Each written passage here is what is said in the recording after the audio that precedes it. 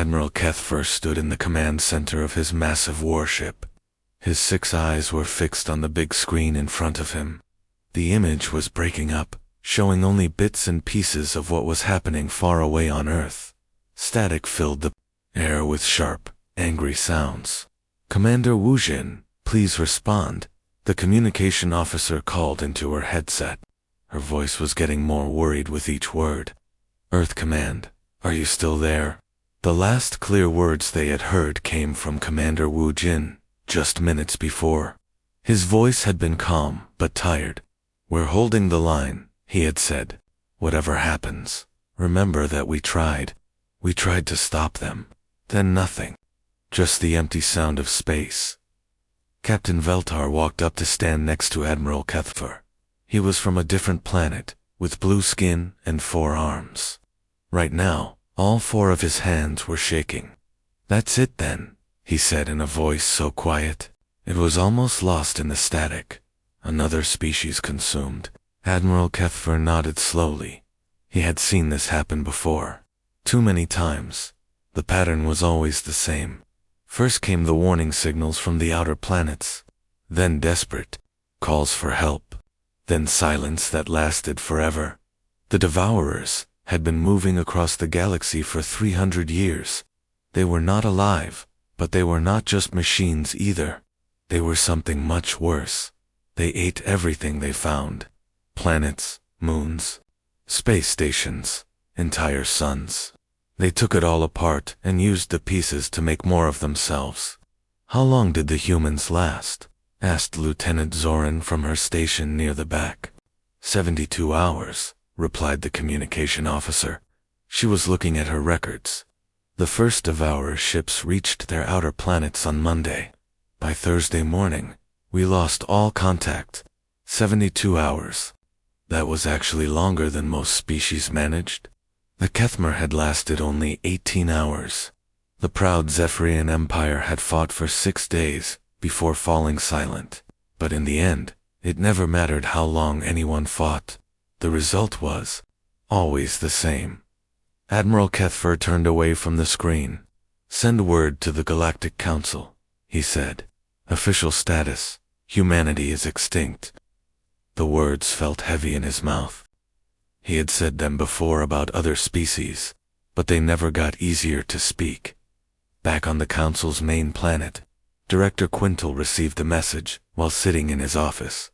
He read it twice, then put his head in his hands. Another species. Gone. Another entire civilization that would never laugh or cry or dream again. He pressed a button on his desk. "Begin the archival process for human cultural data," he said to his assistant. "Move everything to the memorial vaults." The memorial vaults were huge underground chambers where the Council kept records of all the species that had been lost to. The Devourers row after row of storage units held the last remaining pieces of 12 different civilizations. The human section would be number 13. Teams of archivists began their sad work immediately. They copied every human song, every movie, every book they could find in the galaxy's databases. They saved pictures of Earth's blue oceans and green forests. They preserved videos of human children playing in parks under a warm yellow sun. One archivist, a gentle creature named Pelara, found herself watching a video of a human man playing music. The file said his name was Tejo. He sat at a black and white instrument called a piano, his fingers moving quickly over the keys. The music was beautiful and sad at the same time. It made Pelara's heart hurt. In another file, she found drawings made by a young human girl named Mina. The drawings showed a family standing in front of a house with flowers in the garden. The girl had used bright colors and drawn everyone with big smiles. At the bottom, in careful letters, she had written "My family" and signed her name, Pela. Carefully stored both files in the memorial vaults, along with millions of others. She wondered if anyone would ever look at them again. Probably not. Most species were too busy running from the Devourers to spend time remembering the dead. The official announcement went out across the galaxy 3 days later. The Galactic Council regrets to inform all member species that humanity has been confirmed extinct. All human colonies have fallen to the Devourers. We extend our sympathy to those who knew and worked with human representatives. On most worlds, the news was met with quiet sadness and then quickly forgotten. Everyone had their own problems. The Devourers were still out there, still moving, still consuming. 3 spiral arms of the galaxy had already been cleared of all life. The survivors were running out of places to run in the memorial vaults. Automated systems continued their work. Videos played to empty rooms. Music echoed through halls where no one walked. And somewhere in the vast digital darkness, the last traces of humanity waited, as if hoping that someone, someday, might remember them. The galaxy mourned for 3 standard days, as was traditional. Then everyone turned their attention back to the evacuation routes for the next systems in the Devourer's path. 200 years passed like a slow, sad song that never ended. Director Quintal was no longer young. His once bright scales had turned gray and his movements were slower than they used to be. He had been fighting the Devourers for most of his life, and he was tired, very tired. Every morning he woke up in his office and looked at the same reports. The Devourers had taken 3 more planets, a refugee ship had broken down in space, and 2,000 people had died waiting for rescue. Another species was asking for help that the Council could not give. The Devourers never stopped. They never got tired like Quintal did. They never needed to rest or eat or sleep. They just kept moving forward, eating everything in their path like a fire that could not be put out. The Zephyrian Empire had been the strongest military force in the galaxy. Their warriors were famous for never backing down from a fight. They had 40 star systems under their control and billions of soldiers ready to defend their homes. Now, General Karvik of the Zephyrians lived in a tent on a refugee world called Haven 7. The tent was small and cold, and he shared it with 12 other families. Outside, thousands more tents spread across the rocky ground, like a sad city made of cloth and hope. We had the best weapons, Karvik told his grandson one evening. The boy was only 6 years old and had never seen the Zephyrian homeworld. Our ships could destroy entire moons. Our soldiers could fight for days without stopping. What happened to them, grandfather? The boy asked. Karvik looked out through the tent opening at the gray sky. The Devourers ate them all. Ships, weapons, soldiers, everything. The Galactic Council had tried every weapon they could think of. Admiral Theron remembered the day they used antimatter bombs against a Devourer fleet near the Proxima system. The bombs were so powerful they could blow up a small planet. For 2 days, it looked like they had won. The Devourer ships were gone, turned into dust and energy. Everyone cheered. Some people even started planning how to take back their lost worlds. Then the sensors picked up new signals. The Devourers were rebuilding themselves from the dust. In 3 days, they had twice as many ships as before. The antimatter had just given them more material to work with. We tried stellar manipulators next. Theron explained to the young officers who still believed they could find a way to win. We moved an entire star to block their path. It took 50 of our biggest ships working together for 6 months. The Devourers had simply taken the star apart and used it to make more of themselves.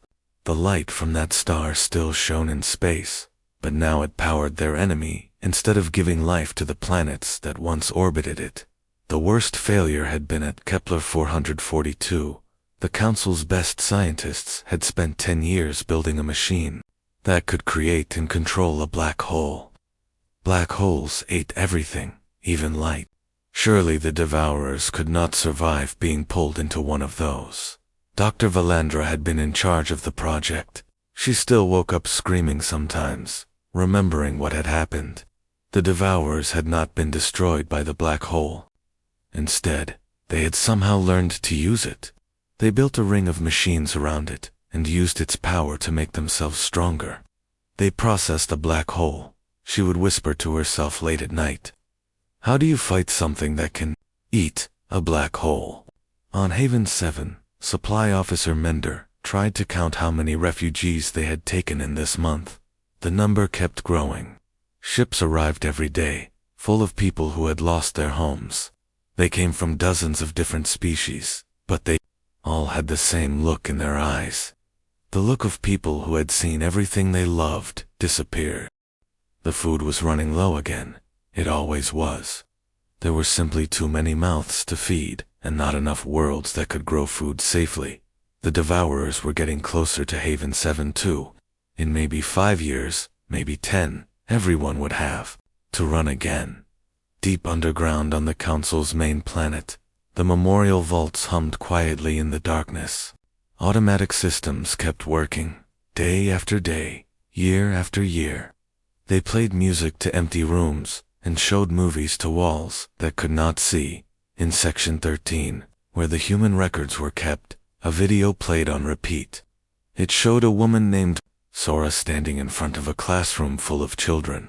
She was teaching them about numbers, showing them how to add and subtract using colorful blocks. The children laughed when she made a mistake on purpose. They raised their tiny hands when she asked questions. One little boy with messy hair kept falling asleep at his desk, and Sora would gently wake him up with a smile.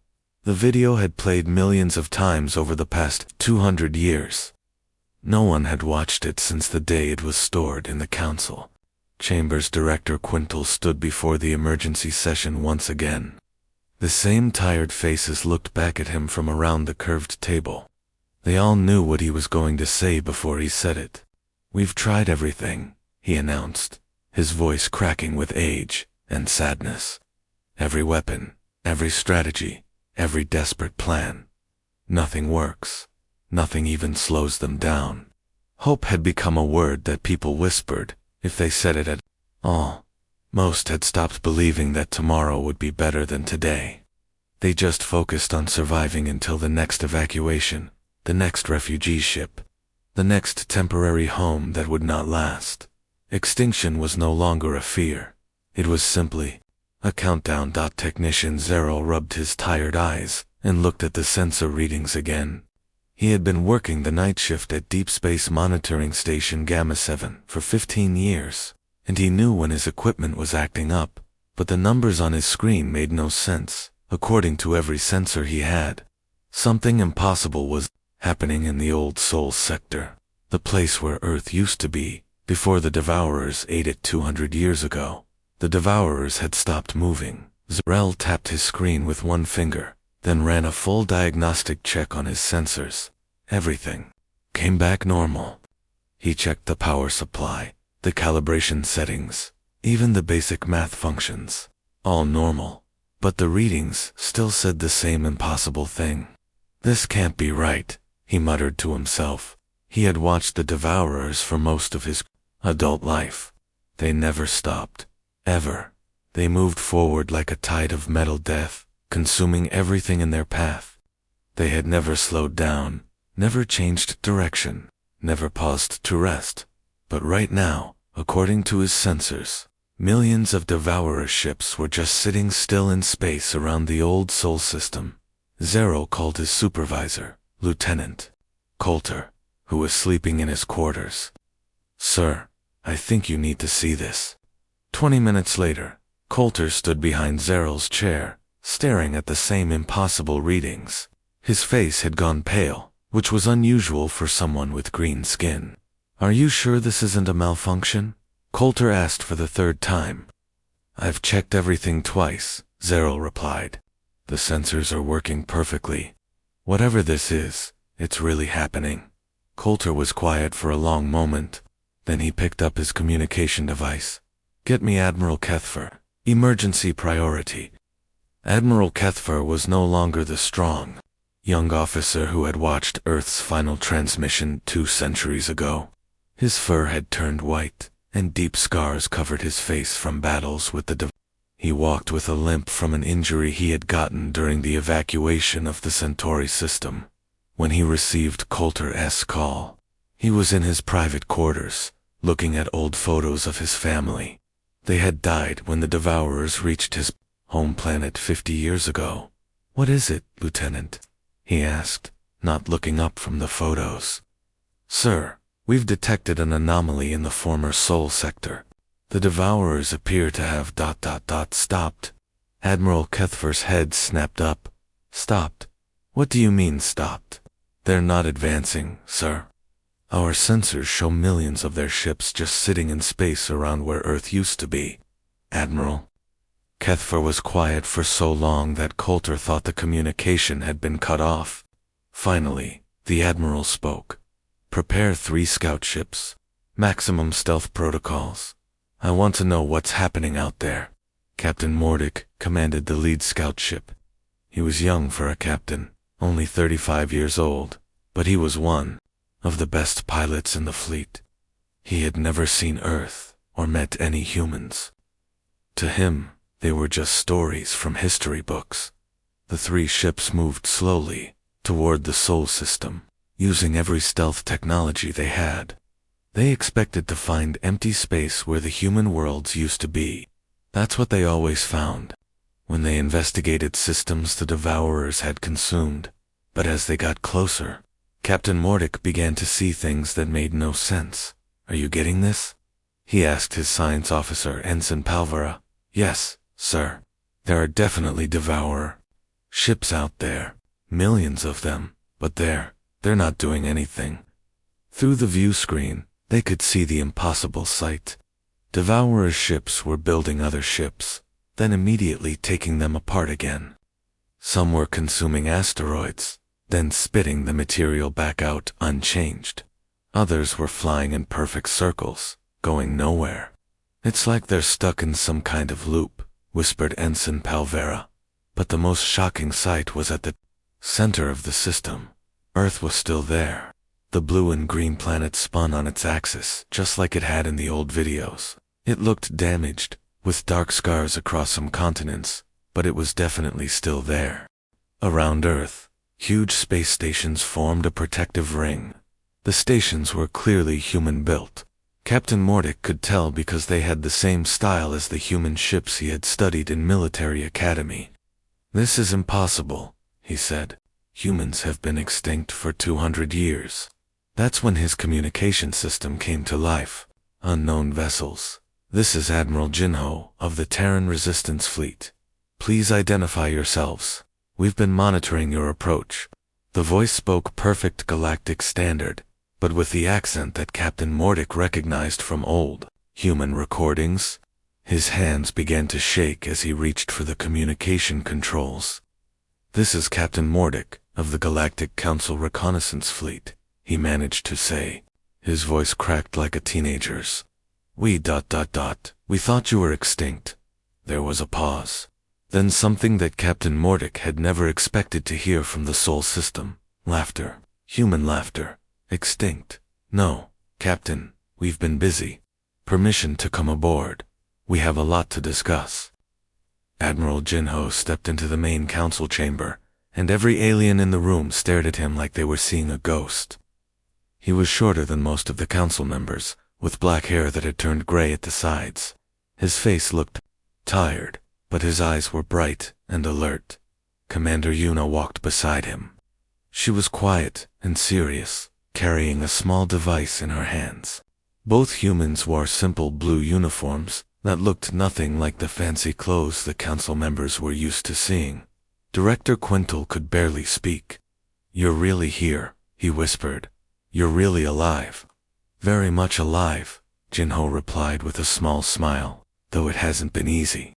The council chamber was huge, with seats arranged in circles around a central speaking area. Representatives from dozens of species sat in those seats, all of them looking shocked. Many had never seen a human before. Humans were supposed to be extinct, like the dinosaurs in their old Earth museums. Admiral Kethver leaned forward in his chair. His old warrior's instincts were still sharp, even after all these years. "How?" he asked. "We saw your final transmission. We watched the Devourers reach Earth. How did you survive?" Jinho walked to the center of the room. We didn't fight them the way you did, he said. Everyone else tried to destroy the Devourers with bigger and bigger weapons. We tried something different. What did you do? Asked Council Member Teleron from the back row. We hid, Jinho said simply. When the first Devourer ships reached our solar system, we moved most of our people underground and underwater. We built cities deep in the earth, where the Devourers couldn't easily find us. Then we watched. We studied them. We learned how they worked. Commander Yuna stepped forward and activated her small device. A holographic image appeared in the air above them, showing streams of complex computer code flowing like a waterfall, made of numbers and symbols. For 200 years, we studied their programming, she explained.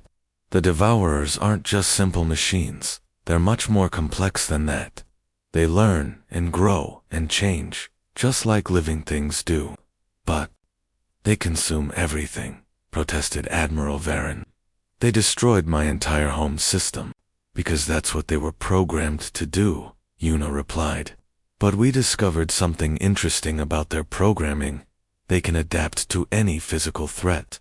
If you attack them with bombs, they learn to resist bombs. If you attack them with energy weapons, they learn to absorb energy. Director Quintal nodded sadly. We learned that the hard way. Every weapon we used just made them stronger. Exactly, said Jinho. So we stopped trying to destroy them with weapons. Instead, we attacked their minds. The holographic display changed, showing a different kind of code. This one looked different somehow, more chaotic and confusing. We call it the humanity virus, Yuna said. But it's not really a virus. It's a question. A question? Asked Captain Mordic, who was still trying to understand how any of this was possible. The Devourers were designed to consume and reproduce, Jinho explained. That's all they know how to do. They never question why they do it. They just follow their programming. Yuna touched her device, and the code display zoomed in on a particular section. So we gave them a question they couldn't answer. We asked them, why do you consume? The room was completely quiet. Everyone was trying to understand what the humans meant.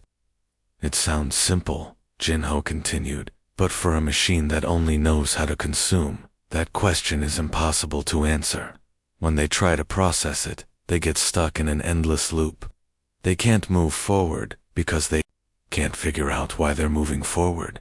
Like asking someone to divide by 0, added Yuna. The math just breaks down.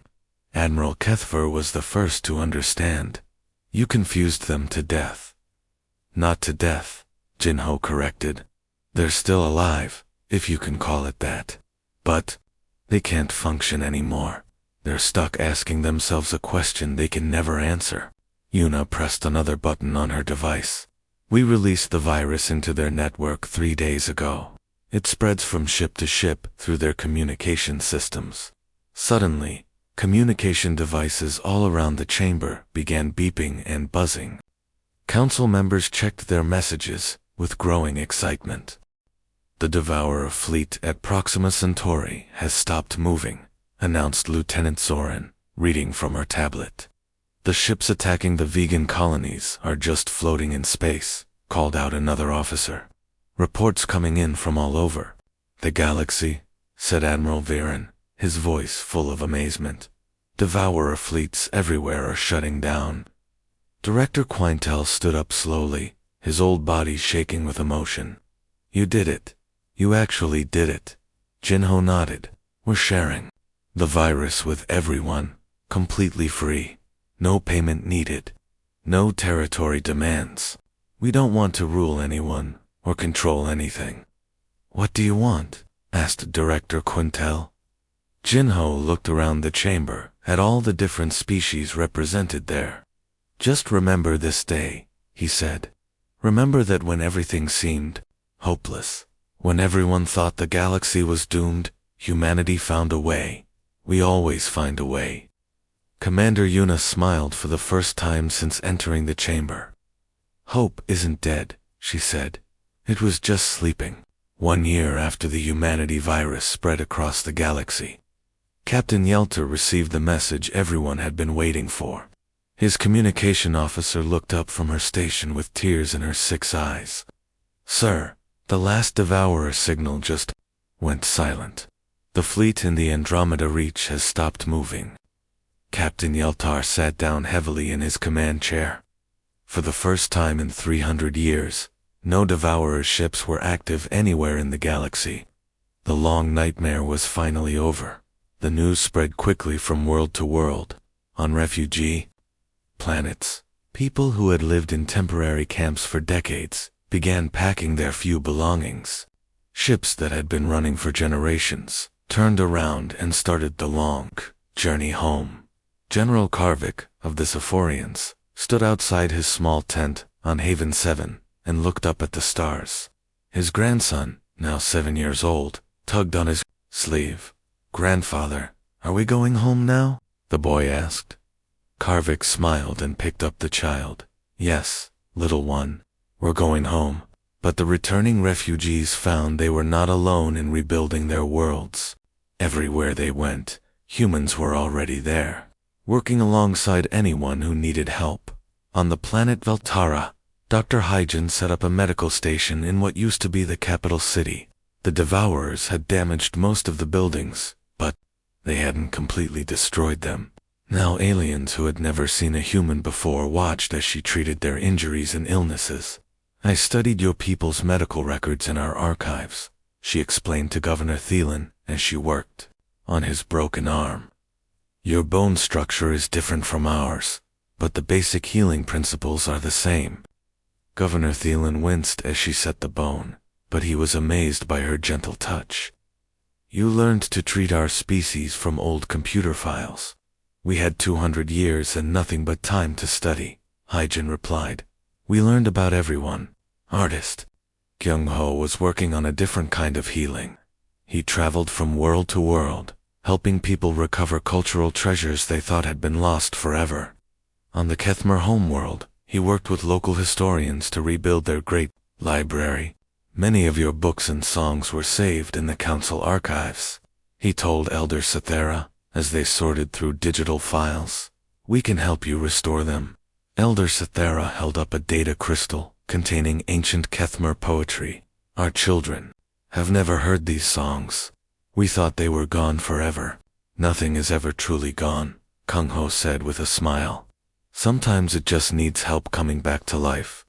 On Sanctuary Prime, the council was preparing for something that hadn't happened in centuries, a celebration. The memorial ceremony for the Lost Worlds was usually a sad event where they remembered the species that had been destroyed. This year, it would be different. The great amphitheater was packed with representatives from every surviving civilization. Zephyrians sat next to Kethmer. Altarians shared seats with vegans in the front row. Humans sat alongside aliens their grandparents had only read about in books. Admiral Genho walked to the speaking platform in the center of the amphitheater. The crowd grew quiet as he began to speak. "1 year ago, many of you thought we were ghosts," he said. His voice was clear and strong, reaching every corner of the huge building. "You had mourned us as dead because you believed hope had died with us." He paused and looked around at all the different faces watching him. Some were blue, some were green, some had fur, some had scales, but they all had one thing in common. They looked happy for the first time in centuries. "But hope was never about probability," Jinho continued. "It was never about looking at the numbers and deciding whether we could win. Hope was about possibility, about refusing to accept that the impossible must stay impossible." Behind him, a huge screen showed a view of space. In the center was Earth, spinning slowly on its axis. The planet looked different than it had in the old archives. There were scars on some continents where the Devourers had damaged the surface, but there were also lights, thousands of lights from cities that had been rebuilt. "We spent 200 years in darkness," Jinho said. "Underground, underwater, hiding in places the Devourers couldn't find us. But we never stopped believing that dawn would come again." As he spoke, the view on the screen shifted to show the surface of Earth. In the rebuilt city of Neo Sol, the sun was rising over the skyline. In a school playground, human children played alongside young aliens whose parents had come to Earth to help with reconstruction. Engineer Deho was teaching a group of mixed species how to build a bridge using simple materials. His students included a young Zephyrian to Kethmer children, and a small human girl who kept asking why about everything. Teacher Yoon-ji was showing her class how to grow plants in damaged soil. Half her students were human, half were aliens whose homeworlds had similar environmental problems. "Look at that," Jinho said, pointing to the screen. The first sunrise in 2 centuries, lighting up faces working together, not just human faces, but all of ours. The camera zoomed in on the children's faces as they learned and played together. They were laughing at something Teacher Yunji had said, and their laughter sounded the same whether they were human or alien. "The dawn has risen again," Admiral Jinho concluded, "not just for Earth, but for all of us, and this time, we'll make sure it never sets." The applause started slowly, with just a few people clapping. Then it grew louder and louder until the entire amphitheater shook with the sound. The noise was carried by communication systems to every rebuilt world, every space station, every ship in the galaxy. On distant planets, people who were rebuilding their homes stopped their work to listen. They heard the sound of hope itself, echoing across the stars.